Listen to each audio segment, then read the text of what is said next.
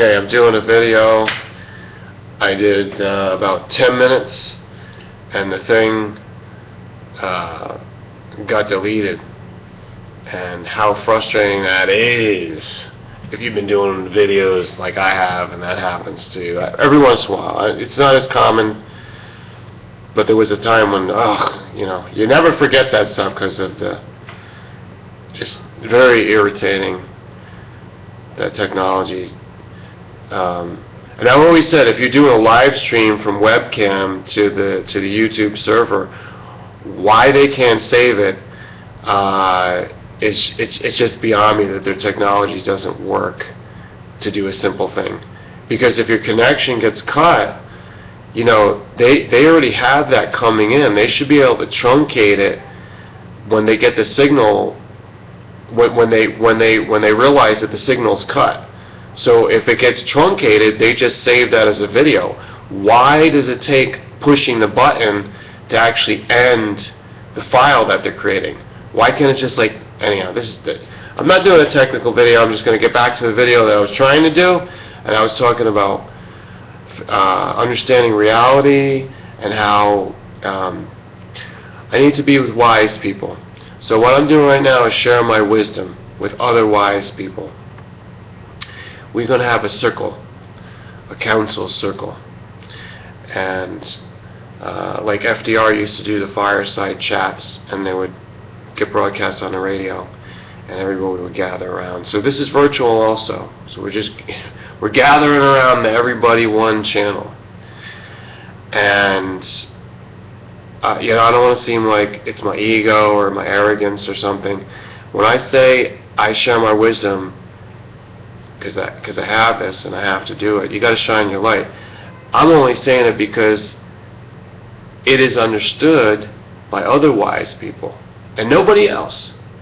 So wisdom is mutual, and it's from the seeking of truth. Now, when I grasp reality, I look at it and I say, what is going on in the world? Is it war or is it peace? Is it cheese or is it cake? It's cheesecake. See, the thing is, everything is kind of intermixed together.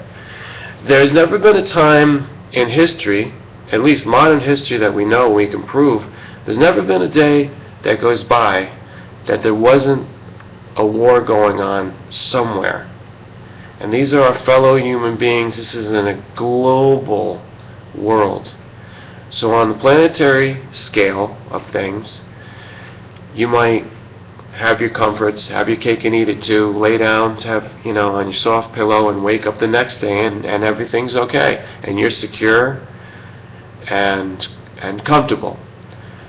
However, during that day and that night while you slept, somebody was getting slaughtered, and some of their children, everything was going into total chaos and violence. And more times than not. It's not just little places, little flashes. There's always multiple stuff going on. And right now, in 2014, we happen to have a lot of shite hitting the fan.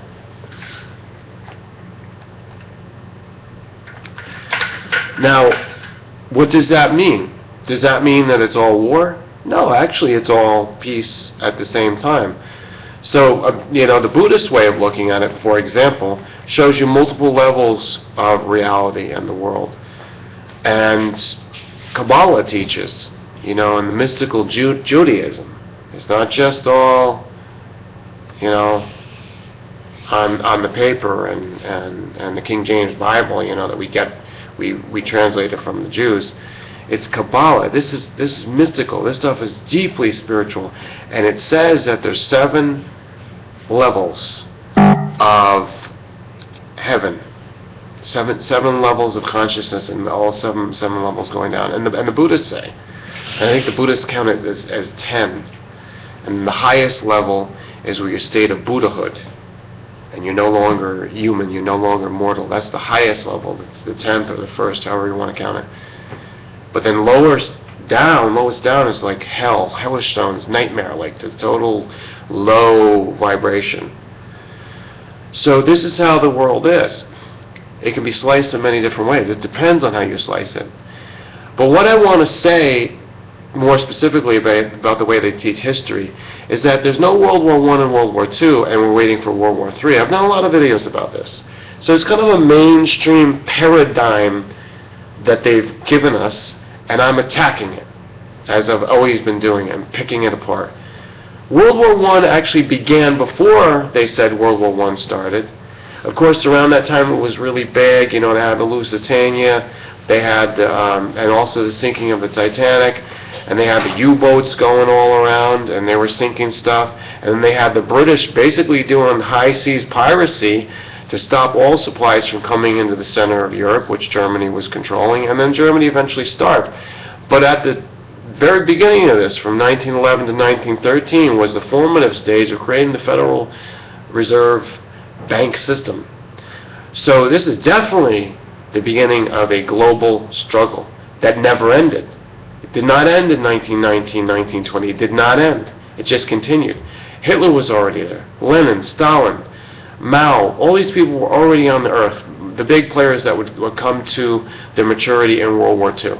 So from the 1920s into the 1930s, there was no stop of the World War II. It was just shifting around and going into localized places, especially Germany when there was the Civil War, the Night of the Long Knives, the Reichstag fire, the Third Reich, and I mean, just for one primary example. But in many other countries, all this stuff was going on. So 1940 didn't start another war. It was long going on. There was a huge amount of violence going on. The Bolshevik Revolution, you know, Russia, Red Russia, White Russia, Little Russia, the three components there, and went through all these changes. Spanish Civil War. I mean, and not just in Eurasia. There was lots of other countries that would have to get factored in. Now, my conclusion on this is that did World War II actually end if it wasn't really World War II and it was just a continuation of World War I? Are we continuing World War I right now after 1945? Yes, in fact we are. So I know this is a different way of looking at things, but I think that sometimes you have to gain like its radical perspective on things to be able to understand reality. So we are still in the midst of the Great War that's happened. It just subsides in different places, gives people a chance to grow generations up and develop things. And materialism, you know, it's not what it's cracked up to be, because it's going to end in destruction. We are coming again to the big conflagration. It's fomenting now all over the place. Ukraine, Syria, Libya, Malaysia, China, and Japan. A Hagel of the United States warmongers, defense, I mean, more power to them, you know, the police officer of the world, but they're focusing on the Asia-Pacific theater. And he said that, what was this, how did he phrase it, that, I don't know, he just said something like chaos and violence is breaking out all over the place, and he was speaking to the war hawks, you know, and the military people. So, hey, what it's all going to lead to is they're going to call it World War III. In fact, it could be called World War IV, or it could be called the continuation of the Great War with its ups and downs. And this is going to be, however, the continuation, but the last phase, the final battle, is coming.